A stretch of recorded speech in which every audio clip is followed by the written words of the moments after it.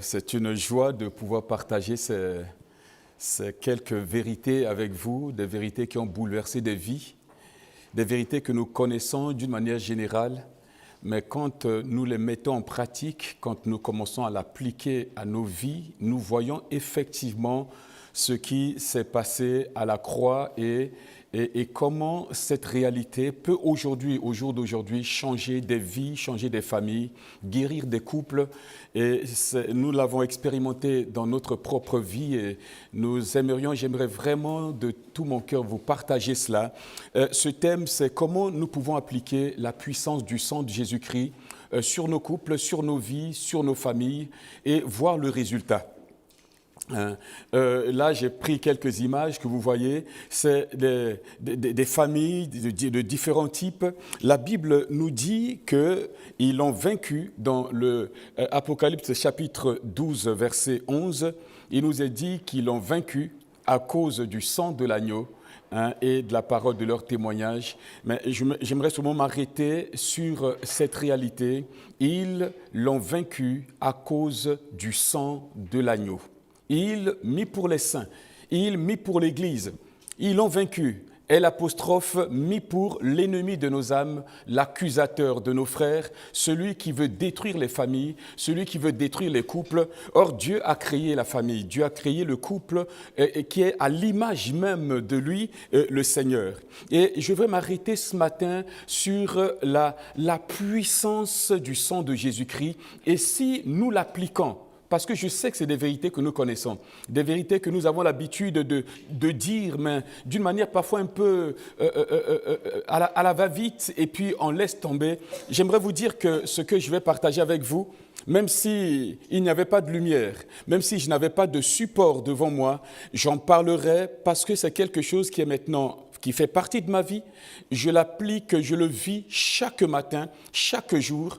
Je l'applique sur ma propre vie, je l'applique sur mon épouse, je l'applique sur mes enfants, je l'applique sur l'œuvre de Dieu, l'Église que le Seigneur nous a confiée, sur mes collaborateurs. Je l'applique systématiquement et au jour d'aujourd'hui, je peux dire, je vois le résultat. Il est dit dans la parole de Dieu que la vie se trouve dans le sang. Dans Lévitique, le livre de Lévitique, au chapitre 19, il est écrit ainsi, « La vie se trouve dans le sang ». Et chers amis, dans le sang de Jésus se trouve la vie de Jésus. La vie du Seigneur, la vie pure, la vie divine de Jésus sans tache, sans péché, se trouve dans son sang. J'aimerais d'abord faire un rapprochement avec ce que le sang fait dans le corps humain. Le sang d'un homme, la réalité, les 5 rôles que le sang fait dans le corps d'un homme. Le sang joue un rôle respiratoire. C'est le sang qui approvisionne nos cellules d'oxygène. Il débarrasse les cellules des déchets comme le gaz carbonique. Le sang a un rôle nutritif, il nourrit. Et ce que le sang fait dans notre corps physique, c'est ce que le sang de Jésus fait dans le corps spirituel. C'est ce que le sang de Jésus fait dans son propre corps, c'est-à-dire l'Église. Le sang, dans le corps humain, joue un rôle épuratoire. En dehors du CO2, donc du gaz carbonique qu'il transporte, le sang collecte également les déchets produits par les cellules et les achemine vers le rein et nettoie, purifie le corps. Le sang également joue un rôle, je reviens en arrière, un rôle défensif. C'est le sang qui va commencer à combattre contre les maladies, contre les microbes et le sang va travailler à détruire les microbes dans le corps. Le sang, 5e rôle du sang dans le corps humain, le sang joue un rôle de médiation. Le rôle dans lequel il permet la communication entre les différents organes du corps. Et cela se fait également dans le corps de Jésus. Le sang de Jésus joue un rôle de médiation. entre les différents organes du corps de Jésus, entre les différents membres du corps, que ce soit le corps local ou le corps de Christ dans son ensemble, les différentes églises sont reliées spirituellement par la puissance du sang de Jésus. Le sang de Jésus purifie une église locale. Le sang de Jésus purifie l'église. Le sang de Jésus purifie la famille. Le sang de Jésus a le pouvoir de purifier le couple et produire la guérison dans ce couple. Je passe à ce point les 5 confessions du sang de Jésus que nous connaissons selon la parole de Dieu. Le sang nous assure la rédemption, c'est-à-dire le rachat de nos vies. Éphésiens chapitre 1, verset 7 le dit. Par le sang, nous sommes pardonnés de tous nos péchés. Nous n'achetons pas le pardon de Dieu. Le pardon de Dieu a été déjà payé. Le pardon de Dieu est acquis gratuitement pour nous par le prix que Jésus a payé de son propre sang. C'est le sang de Jésus qui efface, qui purifie, qui enlève le péché de nos vies. Le sang de Jésus, 3e confession de ce sang que nous pouvons faire, le sang de Jésus nous purifie, nous lave notre être tout entier.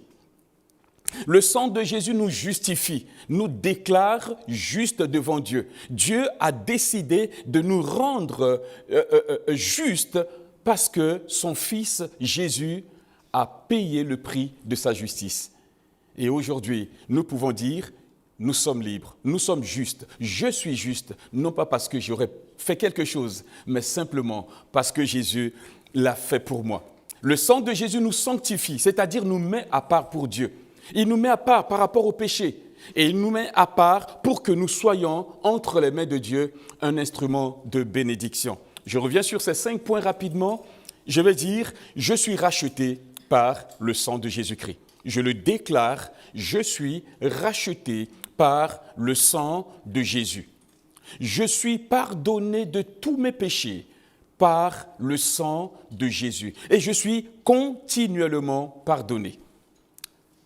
Toutes les fois que je viens vers le Seigneur, et ces choses, nous le mettons en liaison avec notre sujet de ce week-end, c'est-à-dire le couple qui est vraiment dans le cœur de Dieu. Je suis continuellement pardonné par le sang de Jésus toutes les fois que je viens vers le Seigneur pour lui demander pardon. Le sang de Jésus-Christ me lave, me pardonne. Je suis purifié, lavé par le sang de Jésus, et cela d'une manière continuelle. Dans ce passage que vous voyez marqué, 1 Jean chapitre 1 verset 7, je suis continuellement lavé, purifié par le sang de Jésus. Je suis justifié, j'ai été déclaré juste. Ce sont des confessions, mes bien-aimés, que nous devons faire. Parce que le diable voudrait nous accuser, le diable voudrait mettre des poids sur nos vies et nous devons le confesser régulièrement. Le sang de Jésus, je l'ai dit tout à l'heure, nous sanctifie, je le déclare, je suis sanctifié par le sang de Jésus. Je suis mis à part pour Dieu, mis à part pour le servir, mis à part loin du monde, loin du péché. Voilà ces 5 confessions qui font un peu comme la base, la fondation de notre vie spirituelle. Et en tant qu'enfants de Dieu, nous devons vivre cela d'une manière régulière. Chers amis, maintenant le sujet qui va nous occuper pendant un certain temps, c'est comment nous pouvons appliquer le sang de Jésus dans notre vie. Dans l'Ancien Testament, le sacrificateur, quand il y avait le sang de l'agneau, le sacrificateur prenait un bâton, l'hysope, il trempait dans la bassine de sang et il faisait l'aspersion sur le linteau, il badigeonnait sur le linteau des portes, des fenêtres, etc. Et les gens qui se trouvaient, souvenez-vous, les gens qui se trouvaient à l'intérieur de la tente, de la maison où le sang est marqué sur la porte, les gens qui sont à l'intérieur sont protégés par le sang. C'est des vérités que nous connaissons. Savez-vous que Jésus a versé 7 fois son sang sur le chemin qui l'a conduit jusqu'au calvaire, jusqu'à la croix.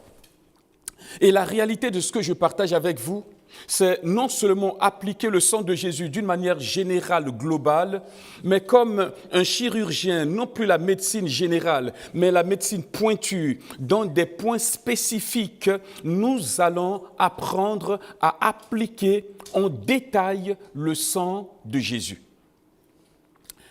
De la même manière que le sacrificateur utilisait le bâton pour asperger le sang de Jésus, appliquer le sang de Jésus sur les portes, aujourd'hui, en tant qu'enfant de Dieu, mon bâton d'hysope n'est plus ce bâton-là, c'est la confession de ma bouche, c'est ma bouche qui parle, je vais confesser, je vais parler du sang de Jésus, du pouvoir du sang de Jésus, je vais l'appliquer en utilisant ma bouche.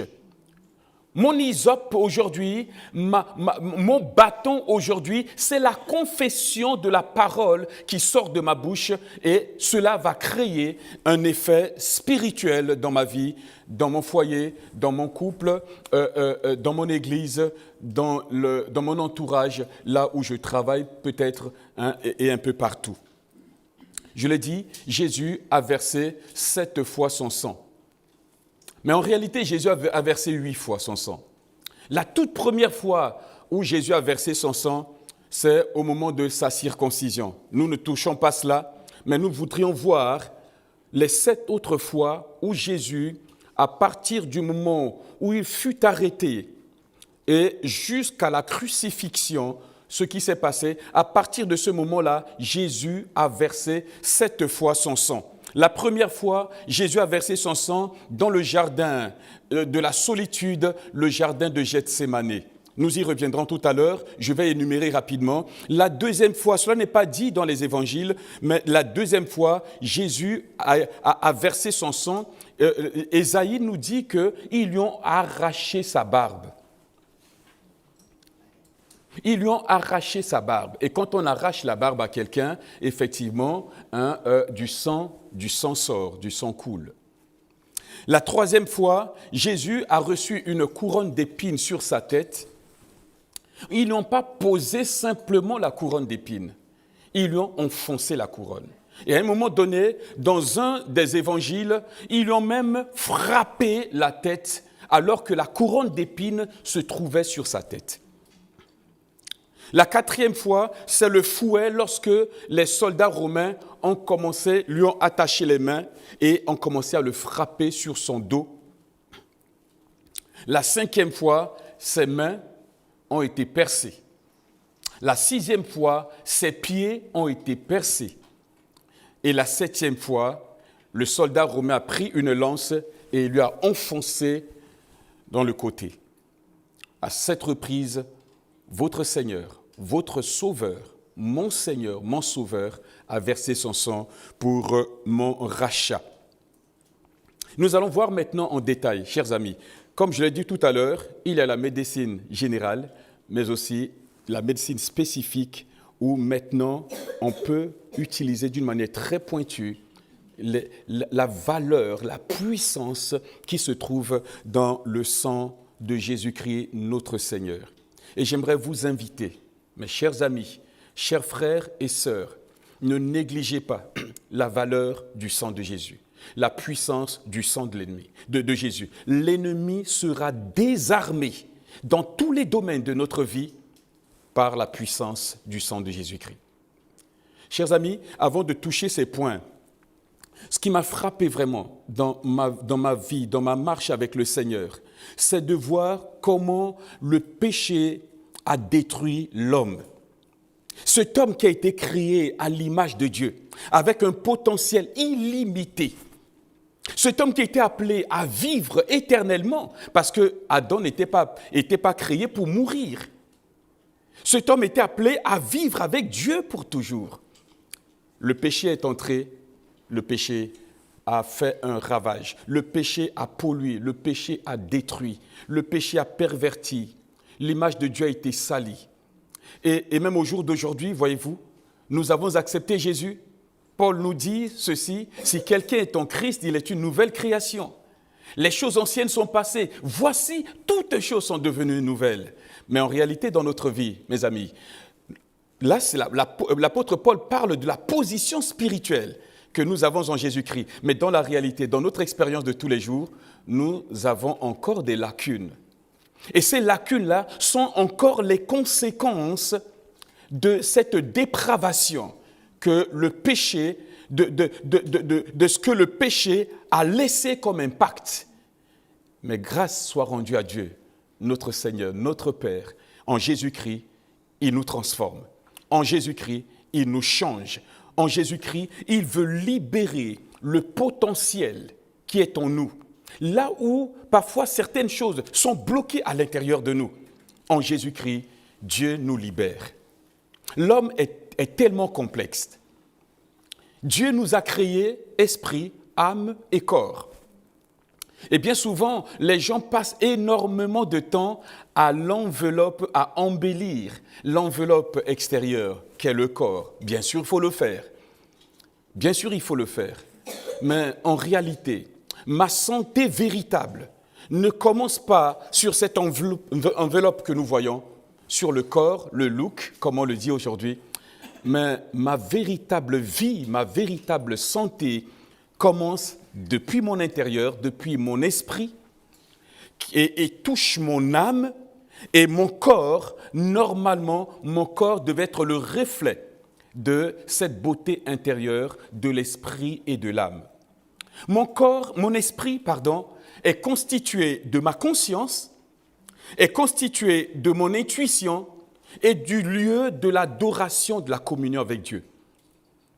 Et quand le péché a touché l'homme, le péché a perverti l'esprit, a amené à séparer l'esprit de Dieu, l'esprit de son Créateur, c'est-à-dire Dieu.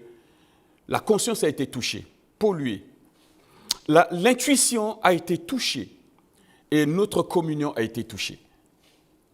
L'âme, qui est le domaine de notre personnalité véritable, l'âme également a été touchée, a été polluée. Dans notre âme, nous allons toucher, nous rencontrons l'inconscient. Et ce que je vais partager avec vous va toucher les domaines que l'être humain, même le plus savant, le plus érudit, ne peut pas toucher. L'inconscient dans l'âme. Il y a des domaines où les blessures vont profondément à ce point-là. Et même le psychiatre, le psychologue le plus réputé ne peut toucher. Le sang de Jésus va jusque dans ce domaine-là pour nettoyer, pour enlever. Le sang de Jésus va dans notre subconscient pour nettoyer, enlever les douleurs, tout ce que nous avons enfoui comme un grenier. Tout ce que nous avons enfoui, le sang de Jésus va là pour enlever tout cela. Et chers amis, ces points-là, dans notre vie intérieure, si ces points ne sont pas déblayés, ne sont pas enlevés, c'est tout ça qui fait handicap à notre épanouissement spirituel. C'est tout ça qui nous empêche de vivre réellement les dons que Dieu nous a donnés et surtout de réaliser la destinée pour laquelle nous avons été créés. Nous avons été créés pour une raison. Et je me souviens, plus jeune, je rêvais d'être un ministre, un grand ministre dans mon pays, roulant avec les très belles voitures, construisant de très belles maisons, etc. et tout. C'était mes rêves d'homme. C'était mes aspirations d'homme. Mais quelle joie aujourd'hui. Quelle joie d'être ce que je suis aujourd'hui. C'est-à-dire, j'ai été créé pour être un canal, un instrument entre les mains de Dieu pour bénir d'autres personnes avec la parole de Dieu. Et lorsque je me mets à servir Dieu, lorsque je me mets à parler de lui, à m'occuper de mes frères et sœurs, je sens au-dedans de moi une joie formidable. Je suis créé pour cela.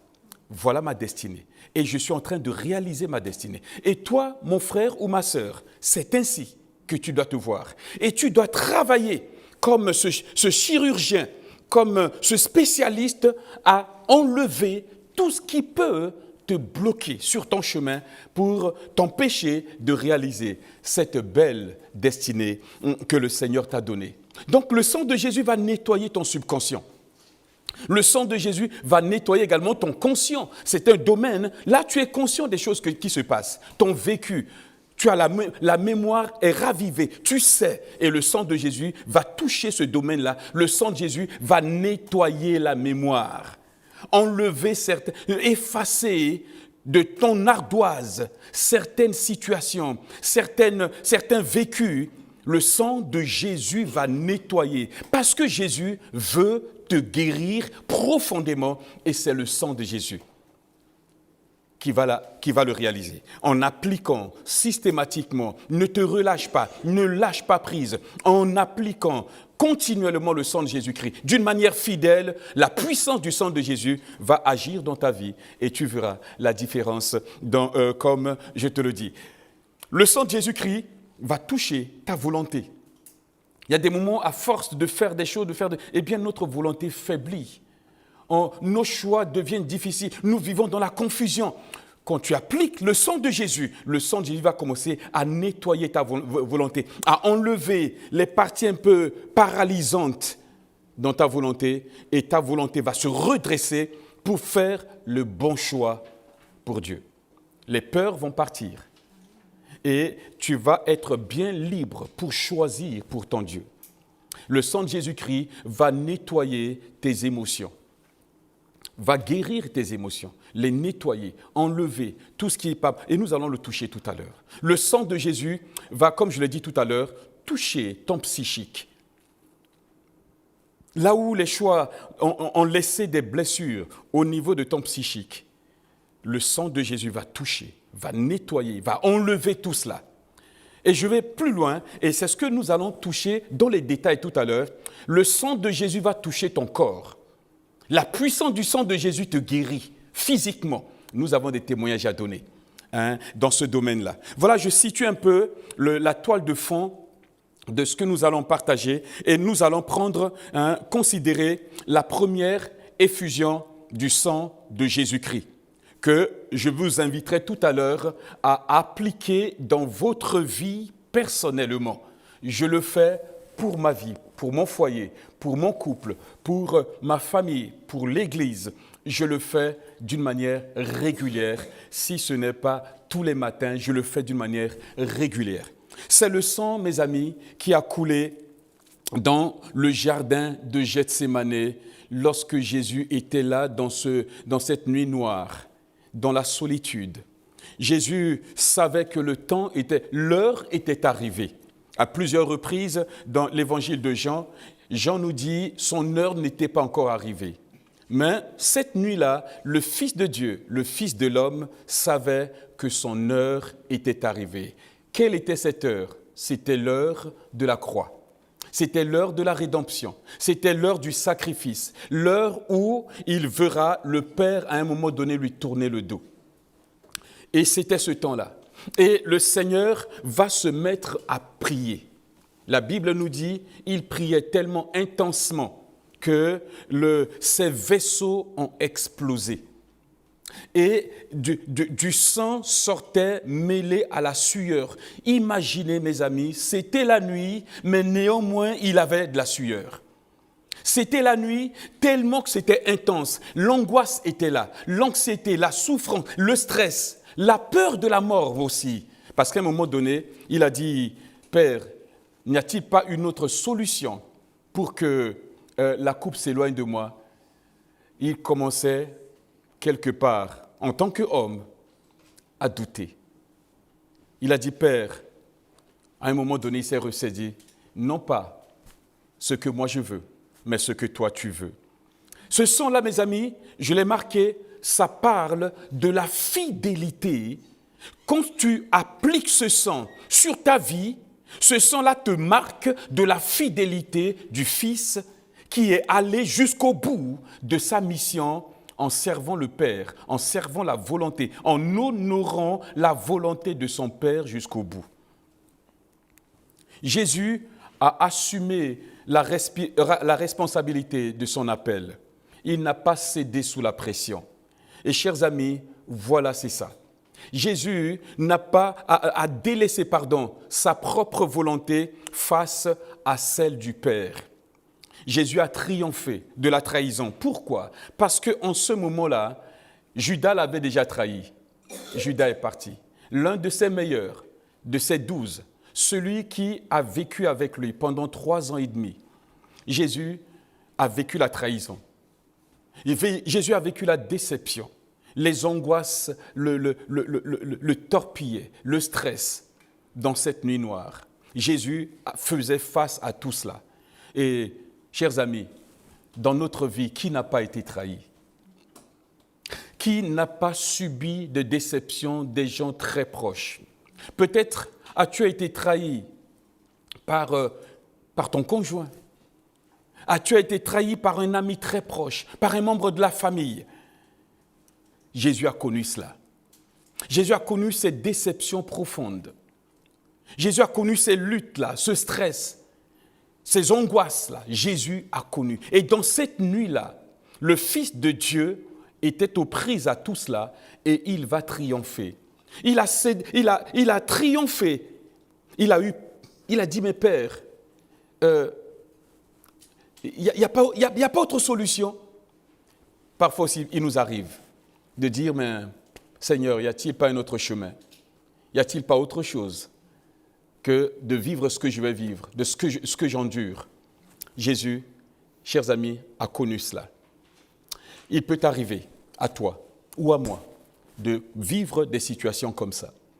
Et le Seigneur, ayant triomphé en ce moment-là dans le jardin de Gethsémane, Jésus n'a pas tourné le dos. Il a eu ce sursaut pour dire, Père, non pas ma volonté, mais ta volonté. Et dans certaines situations, mon frère ou ma sœur, je t'invite à appliquer le sang de Jésus par anticipation. N'attends pas que la situation arrive pour appliquer, mais je t'invite à le faire systématiquement par anticipation pour que le sang de Jésus réalise dans ta vie ce qu'il a fait en ce moment-là dans le jardin de Gethsémane.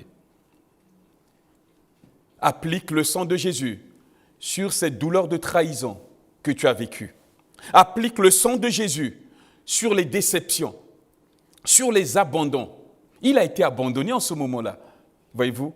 Il comptait sur ses amis, mais le sommeil les a tellement pris, il s'est retrouvé tout seul. Il leur a dit à 3 reprises, il est venu, mais il était tellement fatigué. Et il s'est retrouvé tout seul. Et je t'invite, mon frère, ma sœur, applique ce sang-là pour que l'esprit du Fils, l'esprit de fidélité du Fils de Dieu, du Fils de l'homme, en ce moment-là, soit également ta part, afin que devant une situation, comme dans le jardin de Gethsémane, situation de trahison, situation de déception, d'angoisse, où tu ne sais plus quoi, dans la situation de solitude, d'abandon, que tu ne lâches pas prise, que tu ne lâches pas, que tu n'abandonnes pas la partie, que tu ne puisses pas dire « je ne peux pas, c'en est trop pour moi ». Le sang de Jésus-Christ va te guérir de cela. Je me souviens, nous étions dans une soirée de prière à l'église et nous avons apporté seulement cette partie-là. Nous avons apporté cette partie et nous nous sommes mis à prier. On a commencé à prier. Waouh! Une sœur qui, la puissance de ses paroles est allée tout droit toucher, réveiller toutes les douleurs, des trahisons vécues, des déceptions, les abandons qu'elle avait vécus dans le passé. C'était comme des kystes à l'intérieur d'elle. C'était terrible. Et quand on a commencé à prier, elle a commencé à se tortiller de douleur, à se tordre de douleur, pratiquement à hurler. J'ai mal, j'ai mal. Elle avait des douleurs partout dans son corps. Et nous avons, on a dans son cœur, et on a commencé à prier, à lui appliquer, mon épouse à côté d'elle, à lui imposer les mains, à prier avec elle, à prier avec elle. Et ça a pris du temps, ça a duré. Et à un moment donné,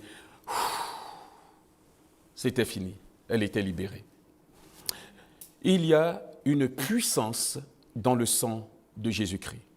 Le sang qui a coulé dans le jardin va te guérir dans les profondeurs de ton être, là où tu es comme paralysé, là où tu es comme amputé, tu as été comme rendu infirme dans ce domaine, parce que toutes les fois que la guérison n'est pas acquise, il y a infirmité quelque part dans ce domaine-là.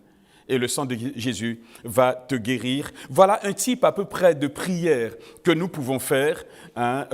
Simplement, nous pourrons revenir là-dessus tout à l'heure si c'est possible. J'applique sur mon cœur le sang versé par Jésus au travers de sa sueur et je me déclare guéri des trahisons, des angoisses, des déceptions.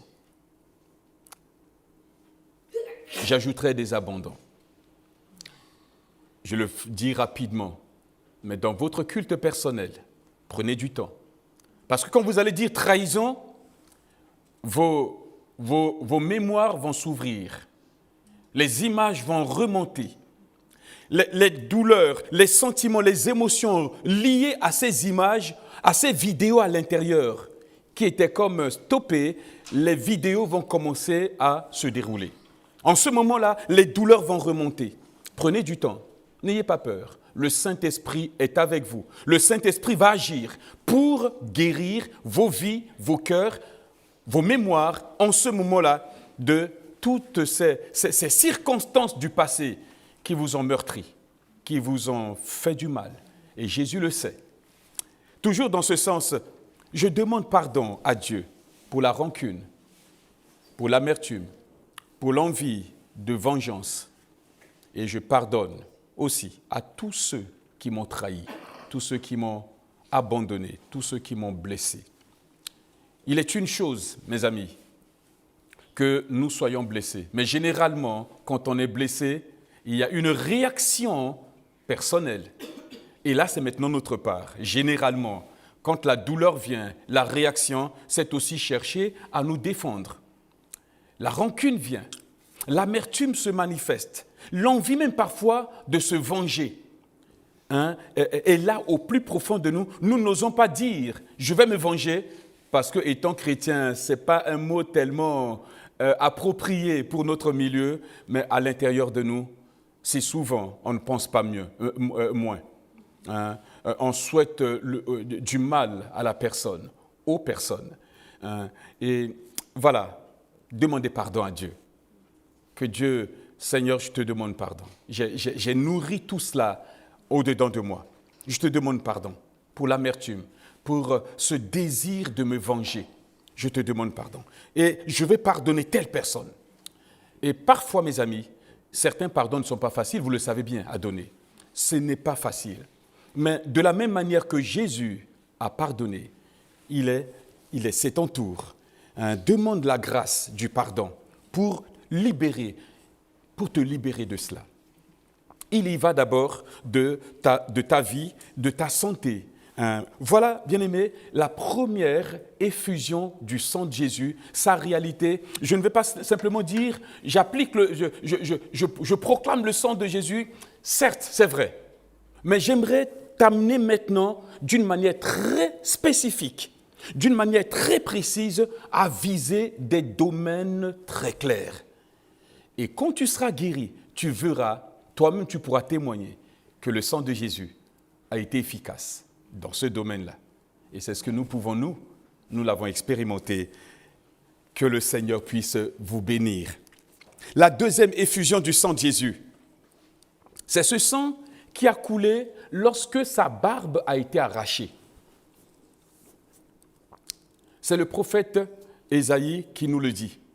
Ils lui ont arraché sa barbe. Et ce sang-là, mes amis, touche un domaine. Quelle partie du corps ce sang touche? C'est son visage. Plus loin, un autre petit prophète nous dit que, ils lui ont donné des coups de poing. Dans les évangiles, il nous est dit, on lui a craché dessus. Ils lui ont donné ils l'ont giflé. Donc, à un moment donné, le visage de Jésus était comme défiguré. Le but, c'est quoi? Le but, c'est de briser l'image de Jésus, de briser son apparence, de briser qui il est. C'est ça. La partie du corps qui est touchée, c'est son visage. C'est-à-dire, c'est quoi, mes amis? C'est lié à toutes les souffrances que nous avons vécues, au mauvais traitement, à la maltraitance, tout ce que nous avons vécu et qui a affecté notre image de nous-mêmes. L'image de soi brisée, problème d'identité, complexe d'infériorité ou bien de supériorité, ça arrive. Le rejet, la honte, les humiliations, les outrages, tout ce que nous avons encaissé, qui à un moment donné a perverti, a sali, a froissé notre image personnelle. Au point que nous doutons maintenant de nous. Nous doutons de qui nous sommes. On n'est pas tellement bien dans un groupe. Et même dans le couple, ça peut poser problème.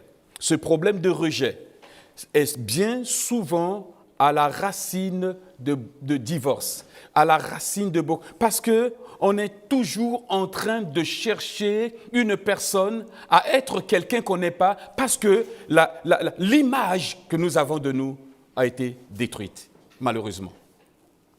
Problème d'identité. Et lorsque, voilà, le sang que Jésus a versé en ce moment-là, nous l'appliquons, eh bien, ça change énormément de choses. Que produit le sang qui a jailli du visage de Jésus après la barbe arrachée? Eh bien, chers amis, alors que d'un côté, c'était le rejet, le sang de Jésus va produire en nous le sentiment de l'acceptation. Nous sommes acceptés. Nous nous savons acceptés. Nous avons le soutien du ciel, le soutien du Père. Nous ne sommes plus abandonnés. Nous avons le soutien du Père. Nous avons la force du Père, la force intérieure pour tenir. Nous nous sentons, nous nous savons, pas seulement sentir, mais nous savons valoriser aux yeux du Père. Nous avons la sécurité et nous avons l'assurance profonde au-dedans de nous. Chers amis, voilà ce que produit le sang d'une manière très précise, le sang qui a coulé de la barbe, du visage de Jésus, de la barbe qui lui a été arrachée. Le sang qui a coulé en ce moment-là produit ces réalités. Je me sais accepté. J'ai le soutien du Père. J'ai la force du Père, la force intérieure de mon Dieu, de mon Père. Je me sais valorisé. J'ai de la valeur aux yeux de mon Dieu. Je suis en sécurité auprès de mon Père. J'ai l'assurance dans sa présence. J'ai l'assurance de vivre avec lui. En tant qu'enfant de Dieu, tu as le droit d'un fils, le droit d'une fille. Tu possèdes un héritage. Tu as l'autorité. L'autorité de Christ est ton autorité. Tu jouis de la position de fils ou de fille. Chers amis, c'est tellement important. Ne te vois pas comme quelqu'un d'étranger. Tu as un héritage spirituel. L'héritage de Jésus. La Bible nous dit, nous sommes héritiers de Dieu, mais aussi co-héritiers avec Christ. Donc, nous partageons l'héritage avec Jésus. Et nous partagerons cet héritage-là quand, mes amis? Quand nous voyons notre vie, nous voyons ce que nous vivons. Est-ce que cet héritage est seulement fait pour demain, lorsque nous serons au ciel, ou bien est-ce que cet héritage-là, nous pouvons le vivre déjà ici sur la terre? Il me semble, à mon humble avis, que cet héritage commence ici-bas. Je dois commencer à goûter à cet héritage-là, ici-bas, et de l'autre côté, ce sera la consommation finale éternelle. Je serai dedans. On ne parlera plus d'héritage, parce que je serai déjà fils dans la maison et je jouirai pleinement de cela, mes amis.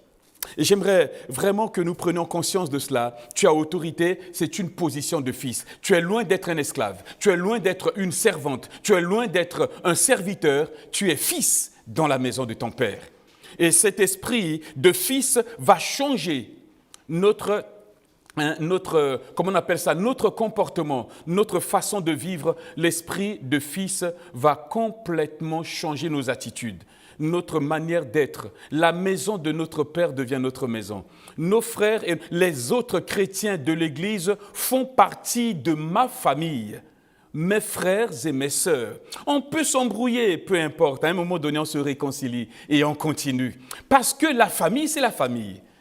Vous comprenez, bien aimé? Et c'est là que, quand on voit, en comprenant cela, un couple qui est lié par l'alliance divine, il peut arriver des brouilles, mais l'alliance fait échec à l'échec. J'ai partagé ces points très rapidement. Il y aura la suite. Dans notre prochaine vidéo, nous allons voir maintenant la suite. J'aimerais que vous appliquiez ces deux vérités-là déjà. Le sang qui a coulé du front de Jésus, mêlé à sa sueur, dans la solitude du jardin de Gethsémane, dans cette nuit de solitude, qui nous parle de la fidélité. La fidélité dans l'épreuve, la fidélité envers, malgré et contre tout, la fidélité pour ne pas plier. Deuxième effusion du sang, le sang qui a coulé lorsque sa barbe a été arrachée. Nous allons appliquer ça très, très, très rapidement. Cela touche à ton image propre. Ce n'est pas le relook qui va changer la situation, c'est à l'intérieur. Et tu dois retrouver ta véritable identité en Jésus-Christ. Que le Seigneur te bénisse.